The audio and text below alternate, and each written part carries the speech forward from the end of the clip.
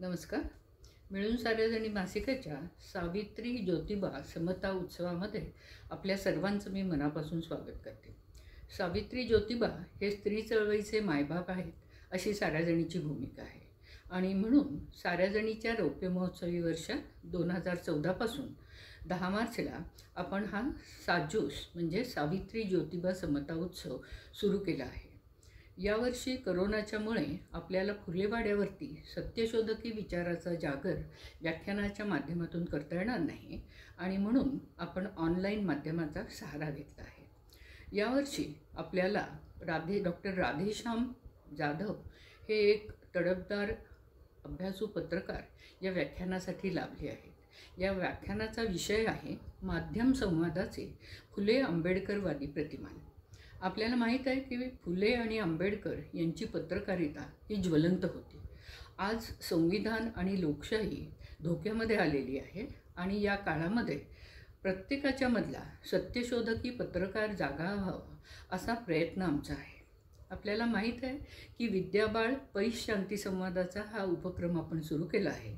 त्याच्यामुळे या व्याख्यानानंतर आपण माध्यम सजगता हा एक नवीन उपक्रम सादर करणार आहोत आणि त्या उपक्रमाची सुरुवात डॉक्टर राधेश्याम जाधव यांच्या व्याख्यानापासून होणं हे अतिशय औचित्याला धरून आहे.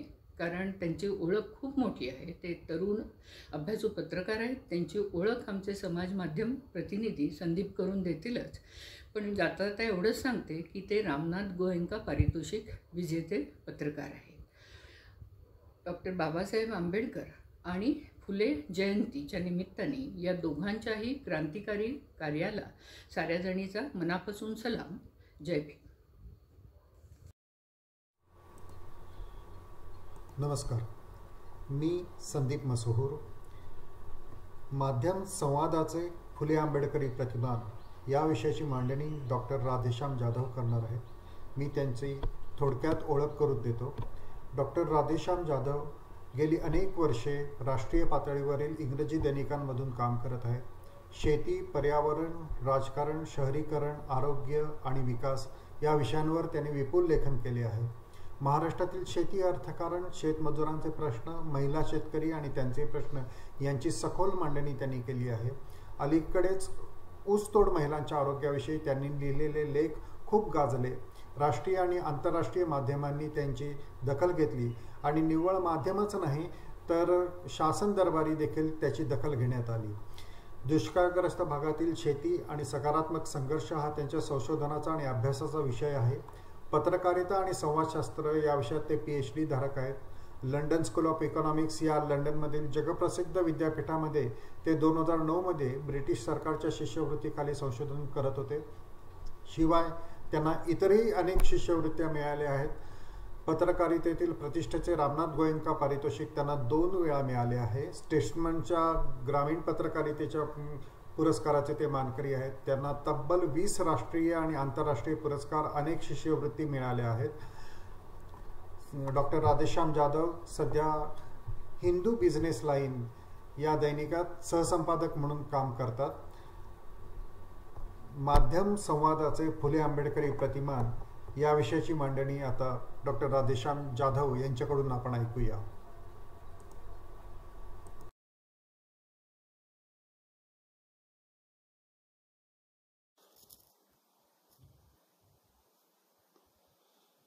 मिळून साऱ्याजणी या समूहातील मैत्रिणी आणि मित्रांना नमस्कार. गेले काही महिने दिल्लीच्या सीमांवरती पंजाब आणि हरियाणातील शेतकरी आंदोलन करत आहेत. या शेतकऱ्यांना पाठिंबा देण्यासाठी महाराष्ट्रासह अनेक राज्यातील शेतकऱ्यांनी जागोजागी आंदोलनं केली. केंद्र सरकारने प्रथम लोकसभा आणि नंतर राज्यसभेमध्ये शेतकऱ्यांच्या संदर्भातले जे काही कायदे आणले त्या कायद्यांना विरोध करण्यासाठीचं हे आंदोलन दिल्लीमध्ये सुरू आहे. प्रथमतः अनेक माध्यमांनी या आंदोलनाची दखल घेतली. मग ती आंदोलनाच्या बाजूने असेल किंवा विरोधात असेल, पण ही आंदोलनं आपल्याला दूरचित्रवाणीच्या पडद्यांवरती आणि वर्तमानपत्रांच्या पानावरती दिसत होती. आत्ता भारतामध्ये काही राज्यांच्या मध्ये निवडणुकींचा काळ सुरू आहे. या निवडणुकींच्या धामधुमीमध्ये आणि अर्थात कोविडच्या या सगळ्या प्रसारामध्ये ज्या काही बातम्या येत आहेत, या बातम्यांमध्ये शेतकऱ्यांचं आंदोलन हे कुठेतरी गायब झाल्यासारखं आपल्याला दिसतं. अर्थात काही माध्यमं याला अपवाद आहेत, जी प्रखरपणे अजूनही शेतकऱ्यांची बाजू मांडून धरत आहेत किंवा बाजू लावून धरत आहेत. पण एकंदरीत शेतकऱ्यांचं आंदोलन हे जवळपास संपल्यात जमा आहे आणि केंद्र सरकारने तर याची दखल घेतलेली नाही आणि आता आपण देश म्हणून पुढे सरकत आहोत. आता या आंदोलनाची फारशी काही गरज राहिलेली नाही. लोकांनी हे कायदे स्वीकारलेले आहेत. सुप्रीम कोर्टाने एक कमिटी नेमलेली आहे. त्या कमिटीने आपला रिपोर्ट सादर केलेला आहे आणि त्या रिपोर्टमध्ये काय असेल हे साधारण आपण सांगू शकतो, कारण त्या समितीमध्ये जे सदस्य काम करत होते त्यांच्या भूमिका सर्वश्रुत होत्या. अशा परिस्थितीमध्ये दिल्लीमध्ये आंदोलन करणाऱ्या शेतकऱ्यांनी आपली स्वतःची माध्यमं असावीत असा विचार केला. मी माझ्या दिल्लीतल्या काही मित्रांशी बोलत असताना हा विषय निघाला आणि या शेतकऱ्यांनी आपलं स्वतःचं वर्तमानपत्र, WhatsApp group, Facebook pages, Twitter handle इतकंच नव्हे तर यूट्यूब चॅनलसुद्धा सुरू केलेलं आपल्याला दिसतं. मुख्य प्रवाही माध्यमं जर आपले प्रश्न मांडत नसतील, आपल्याला बेदखल करत असतील, तर आपण आपली स्वतःची माध्यमं निर्माण केली पाहिजेत असं या शेतकऱ्यांना वाटणं हे काही आश्चर्यकारक नाही. हे सूत्र आपण महात्मा ज्योतिराव फुल्यांच्यापर्यंत नेऊ शकतो. महात्मा ज्योतिराव फुल्यांनी शेतकऱ्याचं आसूड जेव्हा लिहून पूर्ण केलं 1883ला, त्यावेळी महात्मा ज्योतिराव फुल्यांनी असं लिहिलं, या पुस्तकाच्या पहिल्या पानावरती महात्मा ज्योतिराव फुलेंनी असं लिहिलं, शूद्र शेतकऱ्यांच्या बचावाकरता हे केले आहे. शोषित शेतकऱ्यांचे प्रश्न प्रस्थापित माध्यमं मांडत नाहीत. शोषित माणसांच्या प्रश्नांची दखल प्रस्थापित माध्यमं घेत नाहीत. मग ते प्रश्न मांडण्यासाठी आपण आपली माध्यमं निर्माण केली पाहिजेत, हा विचार ज्योतिराव फुल्यांनी त्या काळामध्ये केलेला दिसतो. महात्मा ज्योतिराव फुल्यांनी वर्तमानपत्र सुरू केलं नाही किंवा कृष्णराव भालेकरांनी जेव्हा वर्तमानपत्र सुरू करण्याचा प्रयत्न केला तेव्हा त्यांच्यात मतभेद झाले, हे आपण सर्वजण जाणतो. पण ज्योतिराव फुल्यांनी सत्सार नावाचं जे अनियतकालिक सुरू केलं होतं, त्याचे दोन अंक आज आपल्याकडे उपलब्ध आहेत. तेव्हा सत्सारच्या प्रस्तावनेमध्ये महात्मा ज्योतिराव फुले असं म्हणतात की लोकांनी जर या सगळ्या कामाला पाठिंबा दिला तर सत्सारचे अंक दर आठवड्याला काढण्याचा आमचा मानस आहे. फुले आंबेडकरवादी समाज विज्ञान असं जेव्हा आपण म्हणतो, या समाज विज्ञानामध्ये फुले आंबेडकरवादी लोकसंवादाची माध्यमं, त्याचे प्रतिमान या विषयाची मांडणी मी तुमच्यासमोर जेव्हा करतो आहे, तेव्हा या सगळ्या चर्चेमध्ये लोकमाध्यमं ही या सगळ्या गोष्टींच्या केंद्रस्थानी आहेत, हे मी आपल्याला सांगू इच्छितो, हे अधोरेखित करू इच्छितो. लोकमाध्यमं असं जेव्हा मी म्हणतो आहे, तेव्हा लोकांची मालकी असलेली माध्यमं, लोकांचं नियंत्रण असलेली माध्यमं, लोकांचे प्रश्न मांडणारी माध्यमं आणि लोकांच्या प्रश्नांशी बांधिलकी असणारी माध्यमं असं अभिप्रेत आहे. हे जे प्रतिमान मी मांडण्याचा प्रयत्न करतो आहे, त्याच्यामध्ये लोकमाध्यमांचा वापर करून लोकभाषा, लोकांची भाषा ही त्या माध्यमामध्ये आणून त्या भाषेतून स्वातंत्र्य, समता आणि बंधुता या विचारमूल्यांचं अभिसरण करणं, त्यातून शोषित समूहांचं बळकटीकरण करणं, शोषित समूह ज्या संघर्षात्मक लढाया करता आहेत, सकारात्मक संघर्ष करता आहेत, त्या संघर्षाला बळ देणं आणि अर्थात त्याची परिणिती एका नवीन समाजामध्ये, लोकशाहीवादी समाजामध्ये किंवा ज्याला आपण सम्यक नवनिर्माण जिथं साधलं जाईल अशा समाजामध्ये होईल, हे अभिप्रेत आहे. ही मांडणी करत असताना एक गोष्ट लक्षात घेणं गरजेचं आहे. मुख्य प्रवाही माध्यमं, मग ती आजच्या काळातील असोत किंवा महात्मा ज्योतिराव फुलांच्या काळातील असोत किंवा बाबासाहेब आंबेडकरांच्या काळातील असोत, मुख्य प्रवाही माध्यमांचे स्वतःचे हितसंबंध असतात. विशेषतः शोषित समाजाचे लढे हे प्रस्थापित शासक समाजाविरुद्ध असतात आणि शोषण करणाऱ्या ज्या संरचना असतात या संरचनांचं बळकटीकरण व्हावं, त्या संरचना आहेत तशा अस्तित्वात राहाव्यात यासाठी माध्यमं काम करत असतात, कारण मालकांचे हितसंबंध या संरचनांमध्ये गुंतलेले असतात. आपल्या देशामध्ये जल, जंगल आणि जमीन यासाठी शोषित समाजांनी जे असंख्य लढे दिले, त्या लढ्यांचं किती प्रतिबिंब मुख्य प्रवाही माध्यमांच्या मध्ये पडलं हे आपण जाणतो. त्याची वेगळी चर्चा करण्याची गरज नाही. महात्मा ज्योतिराव फुल्यांनी अनेक प्रकारच्या माध्यमांचा उपयोग केलेला आपल्याला दिसतो आणि अभंगांपासून प्रेरणा घेऊन त्यांनी लिहिलेले अखंड, त्यांनी लिहिलेलं तृतीयरत्न नावाचं नाटक, त्यांनी लिहिलेले सत्सार, शेतकऱ्याचा असूड, विविध पवाडे या सगळ्यांचा वापर करून महात्मा ज्योतिराव फुल्यांना स्वातंत्र्य, समता आणि बंधुता या मूल्यांचं अभिसरण समाजामध्ये करायचं होतं. मग जेव्हा आपण फुले आंबेडकरवादी प्रतिमान असं म्हणतो, माध्यमांचं प्रतिमान असं म्हणतो, तेव्हा पहिला घटक मी म्हणालो तसं लोकमाध्यमं ही या सगळ्या चर्चेच्या केंद्रस्थानी आहेत, या प्रतिमानांच्या केंद्रस्थानी आहेत. लोकमाध्यमातून लोकभाषा वापरली गेली पाहिजे याचा अट्टहास महात्मा ज्योतिराव फुल्यांनी आपल्या प्रत्येक लेखनामध्ये केलेला दिसतो. किंबहुना छत्रपती शिवाजीराजांचा पोवाडा लिहिताना ते असं म्हणतात की या पोवाड्यामध्ये मी खूप अवघड शब्द वगैरे काही घातले नाहीत किंवा संस्कृत प्रचूर शब्द वापरले नाहीत, कारण ती भाषा सर्वसामान्य माणसाला समजली पाहिजे. या संदर्भात एक गोष्ट मी तुम्हाला निक्षून सांगू इच्छितो.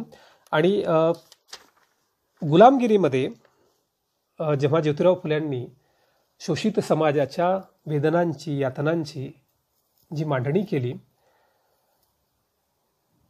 मला स्वतःला असं वाटतं की महात्मा ज्योतिराव फुल्यांचा लढा हा सांस्कृतिक वसाहतवादाविरुद्ध होता आणि या सांस्कृतिक वसाहतवादाची एक अधिभाषा असते, एक मेटा लँग्वेज असते आणि महात्मा ज्योतिराव फुले ही भाषा जाणून होते आणि त्यामुळे त्यांनी होणाऱ्या टीकेची पर्वा केली नाही.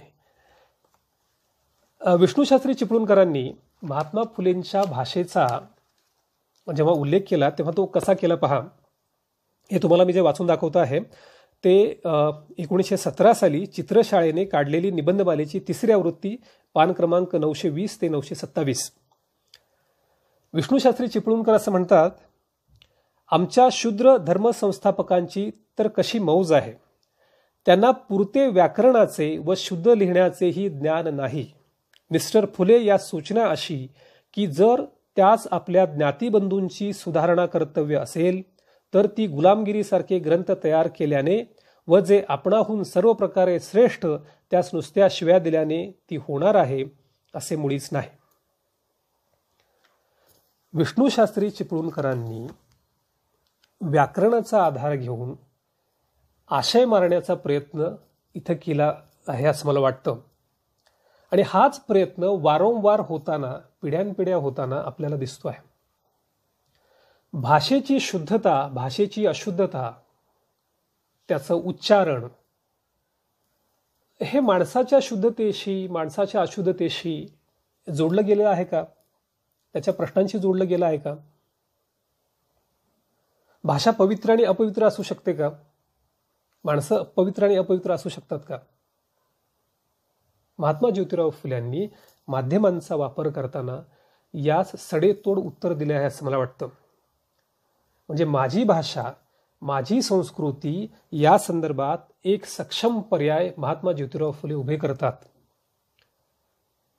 महात्मा ज्योतिराव फुल्यांनी एकूण जी मांडणी केली त्याच्यामध्ये लोकभाषांचा वापर हा प्रकर्षानं केला असं मी जेव्हा म्हणतो तेव्हा ती भाषा ही सर्वसामान्य माणसाची भाषा असली पाहिजे, ती माणसांना समजली पाहिजे. कारण आपण जेव्हा लोकांशी संवाद साधतो, त्या संवादाचा अर्थ डिस्कोर्स असं होत नाही, संवाद हा एकतर्फी होत नाही. म्हणजे मी तुमच्याशी जेव्हा संवाद साधतो आहे तेव्हा मी साधलेला संवाद हा तुम्ही आपल्या अनुभव विश्वाशी ताडून पाहता आणि त्याच्यामध्ये जे साईन सिम्बॉल्स वगैरे जे असतात त्या सगळ्याचं प्रकटीकरण कशा प्रकारे होतं, त्याचं सूत्र कुठं जुळवता येतं, याची मनोभूमिका तुम्ही तयार करत असता. म्हणजे लोकमाध्यमातून लोकभाषांचा वापर आणि लोकभाषेचा वापर करून स्वातंत्र्य, समता, बंधुता आणि न्याय याचं समाजामध्ये अभिसरण करणं हा ज्योतिराव फुल्यांच्या संवाद विश्वाचा एक महत्वाचा गाभा आहे असं मला वाटतं. लोकमाध्यमांचा जेव्हा आपण विचार करतो तेव्हा डॉक्टर बाबासाहेब आंबेडकरांनी वर्तमानपत्र चालवली. मूकनायक, बहिष्कृत भारत या वर्तमानपत्रांशी तर बाबासाहेबांचा थेट संबंध होता. त्यांनी अनेक लेख त्याच्यामध्ये लिहिलेले आपल्याला दिसतात. पण बाबासाहेबांनी अनेक वेळा निक्षून असं सांगितलं की हे वर्तमानपत्र चालवणं हे त्यांना शक्य होत नाही आणि समाजाने, शोषित समाजाने पुढे येऊन त्यांना मदतीचा हात दिला पाहिजे. इतकंच नव्हे तर बाबासाहेबांनी सुरू केलेल्या वर्तमानपत्रातून आलेलं लेखन हे दुर्लक्षून बाबासाहेबांच्या एकूण लढ्याकडे आपण कानाडोळा करतो आहोत किंवा ते जे काही लिहित आहेत ते काही फार महत्त्वाचं नाही, अशा प्रकारची वृत्ती, अशा प्रकारचा भेदभाव हा वर्षानुवर्ष झाला, तो आजही होतो आहे. आणि मी हे खूप जबाबदारीने म्हणतो. याचं कारण असं की आज जेव्हा माध्यम शिक्षण जिथं दिलं जातं, अनेक विद्यापीठांच्या मध्ये दिलं जातं, तिथं आपण जी प्रतिमानं शिकतो, मग ती पत्रकारितेत असतील किंवा एकूण संवादशास्त्राची प्रतिमानं असतील, या संवादशास्त्राच्या प्रतिमानामध्ये महात्मा ज्योतिराव फुल्यांचा संवादशास्त्र आणि डॉक्टर बाबासाहेब आंबेडकरांचं संवादशास्त्र, बाबासाहेब आंबेडकरांची पत्रकार म्हणून असलेली भूमिका, बाबासाहेब आंबेडकरांचं पत्रकार म्हणून असलेलं योगदान हे लक्षात घेतलं जात नाही. ते करण्यामध्ये अनेक अडचणी उद्भवतात. मला असं वाटतं त्यातली एक महत्त्वाची अडचण अशी आहे, बाबासाहेब आंबेडकरांचं एकूण लेखन किंवा महात्मा ज्योतिराव फुल्यांचं एकूण संवाद विश्व हे शोषितांच्या एकजुटीला बळकटीकरण देतं आणि एक सकारात्मक संघर्ष जो शोषित समाज करत आलेला आहे आणि हा सकारात्मक संघर्ष करत असताना महात्मा ज्योतिराव फुल्यांनी आणि बाबासाहेबांनी शिक्षण नावाचं एक मजबूत हत्यार शोषित समाजाच्या हातामध्ये दिलेलं आहे. आणि मग हे सकारात्मक संघर्ष जर मुख्य प्रवाही माध्यमांना मांडायचे असतील किंवा त्यांचं ज्योतिराव फुल्यांचं आणि बाबासाहेबांचं योगदान जर संवाद क्षेत्रामध्ये, माध्यम क्षेत्रामध्ये मानायचं असेल, तर मग त्यांनी ज्या सांस्कृतिक वसाहतवादाविरुद्ध लढा उभारला, त्यांनी जी प्रतीकं नाकारली, ज्या गृहीतकांवरती तत्कालीन प्रस्थापित माध्यमांची जी संरचना होती ती गृहीतकं त्यांनी धुडकावली आणि नवीन गृहीतकं मांडून नवीन माध्यमांचा एक विचार बाबासाहेबांनी आणि ज्योतिराव फुल्यांनी मांडला. हे स्वीकारावं लागतं. हे स्वीकारणं आणि पचवणं आजच्या काळामध्येही अनेकांना कठीण जाण्याची शक्यता आहे. मी परत त्या प्रतिमानाकडे येतो. मी मगाशी जसं म्हणालो की लोकमाध्यमं ही केंद्रस्थानी आहेत. लोकमाध्यमांचा वापर करून लोकभाषांच्या माध्यमातून, म्हणजे लोकभाषांच्या व्याकरणाचं एक सूत्र बांधून स्वातंत्र्य, समता, बंधुता ही मूल्य रुजवणं, त्याचं अभिसरण करणं. आणि अभिसरण हा शब्द मी खूप जाणीवपूर्वक वापरतो आहे. किंवा माध्यमांची अनेक जी प्रतिमानं आहेत त्याच्यामध्ये असं म्हटलं जातं की तुम्ही संवाद साधा आणि लोक ते स्वीकारतील आणि लोक प्रतिक्रिया देतील, रिॲक्ट होतील किंवा रिस्पॉन्ड करतील. पण तसं होत नाही आणि याची जाणीव ज्योतिराव फुल्यांना आणि बाबासाहेबांना होती. या सगळ्या सकारात्मक संघर्षाची परिणिती ही सम्यक नवनिर्माणामध्ये होणं अभिप्रेत आहे. म्हणजे फुले आंबेडकरवादी समाज विज्ञान असं जेव्हा आपण म्हणतो तेव्हा हे समाज विज्ञान आपल्याला एका नव्या समाज रचनेकडे घेऊन जातं. समताधिष्ठित लोकशाहीवादी समाजवादी समाजरचना असं आपण म्हणू. आणि जेव्हा मी समाजवादी असं म्हणतो आहे तेव्हा समता आणि समृद्धी या अर्थाने मी म्हणतो आहे. काही वेळेला बहुजन असाही शब्द वापरला जातो, पण बहुजन हा पॉलिटिकल कन्स्ट्रक्ट आहे, पण तो शब्द वापरायचाच असेल तर मला तो लोहियांनी ज्या प्रकारे वापरला तसा अभिप्रेत आहे, ज्याच्यामध्ये स्त्रिया, शोषित, गरीब, आदिवासी हे सगळे घटक त्याच्यामध्ये सामील होतात. अशा प्रकारचं प्रतिमान मांडल्यानंतर मला असं वाटतं मुख्य प्रवाही माध्यमं ही या सगळ्या प्रकारची दखल घेणार नाहीत. याचं कारण असं की मुख्य प्रवाही माध्यमं असं मानून चालत आहेत किंवा त्यांचे मालक आजही असं मानून चालत आहेत की लोकांच्या मालकीची माध्यमं, लोकांनी चालवलेली माध्यमं ही फार काही मूळ धरू शकणार नाहीत. फुल्यांच्या काळामध्येही ती धरू शकली नाहीत. बाबासाहेबांना ही वर्तमानपत्र चालवणं अवघड गेलं. आणि नंतर स्वातंत्र्योत्तर काळामध्ये आपण पाहतो आहोत की माध्यमं ही भांडवलदारांच्या हातामध्ये गेली आणि माध्यमांचे मालकच जेव्हा खासदार होऊ लागतात, जेव्हा आमदार होऊ लागतात, माध्यमांचे मालकच जेव्हा उद्योगपती होऊ लागतात, माध्यमांचे मालकच जेव्हा वेगवेगळे व्यवसाय करून माध्यमं ही त्या व्यवसाय वृद्धीसाठीचं म्हणून साधन म्हणून जेव्हा वापरू लागतात, तेव्हा ते त्यांचे असलेले हितसंबंध, शोषणाच्या संरचनामध्ये त्यांचे असलेले हितसंबंध हे अधिक बळकट होत गेलेले आपल्याला दिसतात. आज जेव्हा 2020-21 मध्ये आपण असं म्हणतो की महात्मा ज्योतिराव फुले आणि डॉक्टर बाबासाहेब आंबेडकरांनी उभं केलेलं संवाद विश्व आपल्याला पुढं घेऊन जायचं आहे, तेव्हा मला असं वाटतं 3 गोष्टींचा आपण प्रामुख्याने विचार केला पाहिजे. ज्या काळामध्ये महात्मा ज्योतिराव फुले आणि डॉक्टर बाबासाहेब आंबेडकर आपले संघर्षाचे लढे लढत होते, तेव्हा शोषित समाजाच्या प्रश्नांना वाचा फोडणं, लोकजागृती करणं आणि मी जसं म्हणालो स्वातंत्र्य, समता, बंधुता, न्याय यांचं अभिसरण करणं हे तर त्यांना अभिप्रेत होतं. पण बहुतांश वेळ हा लोकांचे प्रश्न मांडण्यामध्ये किंवा शोषित समाजाविषयी मुख्य प्रवाही माध्यमांच्या मध्ये जे लिहून येत होतं त्याला उत्तर देण्यामध्ये हा गेलेला आपल्याला दिसतो. आजच्या काळामध्ये जेव्हा आपण बाबासाहेबांची, महात्मा ज्योतिराव फुल्यांची पत्रकारिता किंवा समाजशास्त्र पुढे घेऊन जाऊ इच्छितो, तेव्हा आज या काळामध्ये त्या पत्रकारितेचं स्वरूप काय असलं पाहिजे हा विचार करणं खूप गरजेचं आहे. दुसरा मुद्दा असा की शोषित समाजांनी जे काही संघर्ष केले, जे सकारात्मक संघर्ष केले, त्या संबंधीचं लेखन झालेलं नाही किंवा त्याचा दस्तऐवज तयार झालेला नाही.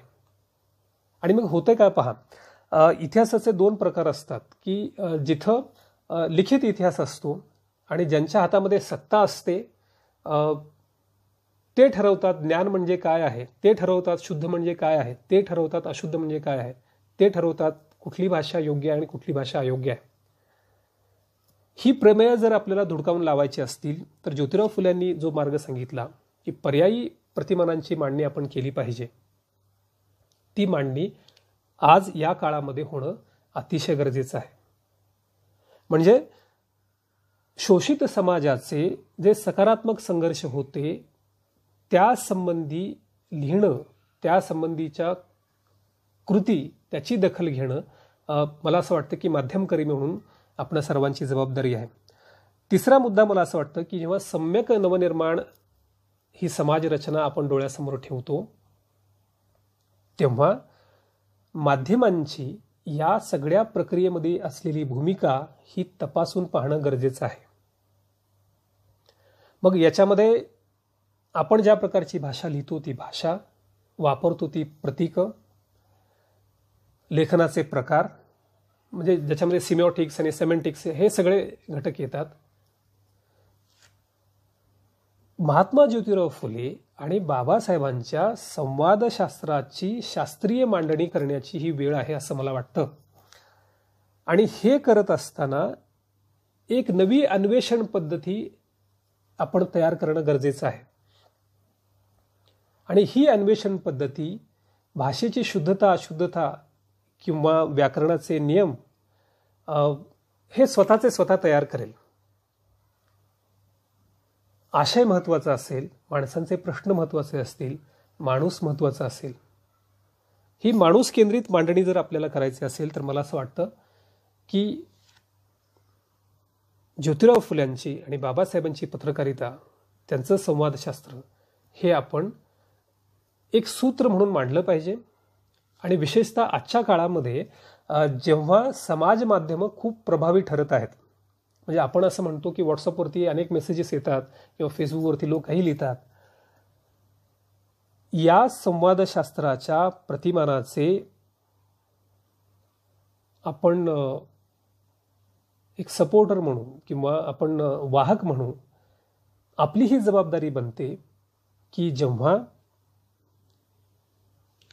आंबेडकरी आणि फुलेवादी विचार आपल्याला या समाज माध्यमातून मांडायचा आहे, तो कसा मांडायचा याचं एक शिक्षण, शास्त्रशुद्ध असं जेव्हा मी म्हणतो तेव्हा आपलं शास्त्र आपण तयार करायचं आणि आपली शुद्धतेची परिमाणं आपण ठरवायची. ते तयार करून समाज माध्यमांचा वापर हा आपण केला पाहिजे. म्हणजे मुख्य प्रवाही माध्यमं जर तुमच्याकडे लक्ष देत नसतील तर आज आपल्या हातामध्ये स्वतःची माध्यमं आहेत. बाबासाहेबांना जो प्रश्न पडला होता की आपली वर्तमानपत्र चालवताना त्याची आर्थिक घडी कशी बसवायची, हा प्रश्न आज उद्भवत नाही. आज आपल्या हातामध्ये मोबाईल आहे, व्हॉट्सअप आहे, फेसबुक आहे, ट्विटर आहे. या माध्यमांचा वापर आपण करू शकतो. एक पर्यायी संवाद विश्व आपण घडवू शकतो. पण ते जर घडवायचं असेल तर आपली माध्यमाविषयीची जाण आणि फुले आंबेडकरवादी समाज विज्ञान असं मी ज्याला म्हणतो त्याची जाण अधिक प्रगल्भ होणं गरजेचं आहे. आणि ती जर जाण प्रगल्भ व्हायची असेल तर ही आपली जबाबदारी बनते की आपण सर्वसामान्य माणसाला संवादक म्हणून योग्य प्रशिक्षण देणं गरजेचं आहे. छोटे छोटे समूह करून आपण त्यांना, म्हणजे उदाहरणार्थ शेतकऱ्यांचं आंदोलन आहे, शिक्षण आहे, म्हणजे स्त्रीदास्य वर्ग आणि जात वर्ण या विरोधातले जे सगळे लढे आहेत ते नेमके आज कोणत्या स्वरूपामध्ये आलेले आहेत, त्याचं नेमकं स्वरूप काय आहे, त्याच्याशी आपल्याला जर लढा द्यायचा असेल तर आपल्याला काय करायला हवं, ही सगळी मांडणी मला असं वाटतं की आपण पर्यायी माध्यमामधून करू शकतो. या माध्यमांमध्ये मग उदारीकरण असेल, खाजगीकरण असेल, जागतिकीकरण असेल, या सगळ्याला तोंड देताना शोषित माणसाला जे सहन करावं लागतं, शोषित माणसाचे जे प्रश्न आहेत ते प्रश्न आपण सरकारपर्यंत पोहोचवणं किंवा आपण ते एकमेकांना सांगणं यापुरते मर्यादित न राहता, ज्याला आपण सोल्युशन ओरिएंटेड जर्नलिझम म्हणतो, सोल्युशन ओरिएंटेड कम्युनिकेशन म्हणतो, अशा प्रकारचा संवाद साधणं अतिशय गरजेचं आहे असं मला वाटतं.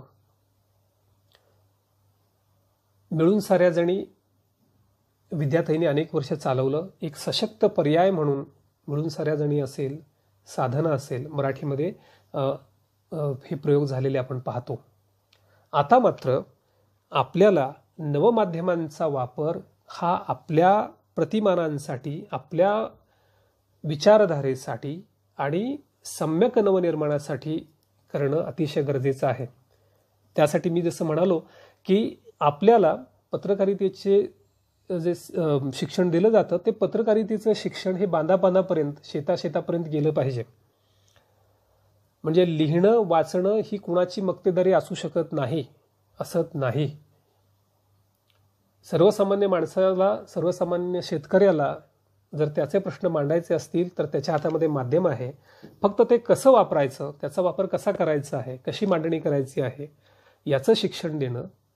आणि जेव्हा मी शिक्षण देणं असं म्हणतो तेव्हा शिक्षण हे देणं किंवा बँकिंग कन्सेप्ट ऑफ एज्युकेशन असं म्हणतो की आमच्याकडं ज्ञान आहे आणि आम्ही तुमच्यासाठी ते तुम्हाला देतो, ही भूमिका न घेता एक समांतर संवाद इथं साधला गेला पाहिजे आणि शेतकरी आणि ज्यांना माध्यमांचं ज्ञान आहे यांच्या समन्वयातून ही नवीन प्रतिमानं तयार करणं ही आजच्या काळाची गरज आहे.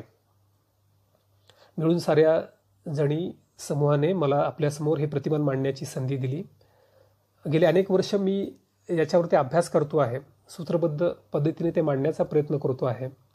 विशेषतः मुख्य प्रवाहामध्ये काम करत असताना हे प्रतिमान म्हणजे जिथं लोकांच्या भाषेचा वापर करून स्वातंत्र्य, समता, बंधुता ही मूल्य आपल्याला रुजवता येतील का किंवा त्यांचे प्रश्न मांडता येतील का, सकारात्मक संघर्षाला मुख्य प्रवाही माध्यमामध्ये काही जागा, काही स्पेस क्रिएट करता येतील का, असे प्रयत्न गेले अनेक वर्ष आम्ही काही मंडळी करतो आहोत.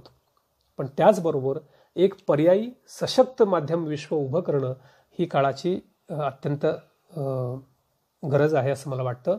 मिळून साऱ्या जणी समूहाने मला ही संधी दिली तुमच्यासमोर ही प्रतिमान मांडण्याची, त्याबद्दल मी त्यांचा अतिशय आभारी आहे. स्मृतिशेष विद्याताईंचं या निमित्तानं स्मरण. मला तुमच्याकडून याविषयी ऐकायला आवडेल.